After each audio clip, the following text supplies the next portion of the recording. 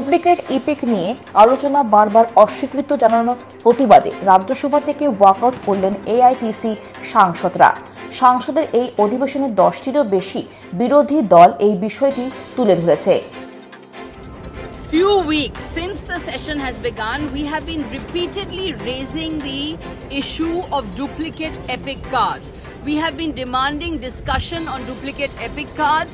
We have said this is central to electoral democracy. Duplicate epic cards are central to verified electoral rolls. This is part of the basic structure of the Constitution. It is part of the basic structure of electoral democracy. Therefore, we are continuously raising this issue of duplicate epic cards. We want a discussion on the floor of the House, but every time we raise it, discussion is not allowed, our notices are not allowed, our demands are not allowed.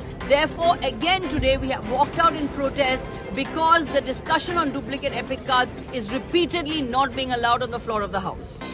সংসদ চলছে, আজ এক মাস প্রায় হতে এলো, আর দুদিন বাকি।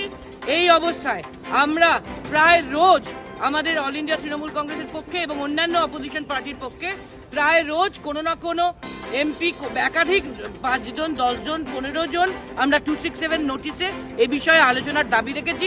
এমনকি 176 নোটিশেও আলোচনার দাবি রেখেছি।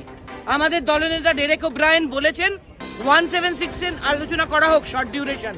আমরা সেজন্য নোটিশ দিয়েছি এবং সবচেয়ে দুর্ভাগ্য যে সংসদে, রাজ্যসভায় এটা সহমত হয়েছিল যে হ্যাঁ 176 নোটিশে শর্ট ডিউরেশন ডিসকাশন হবে on duplication of epic card.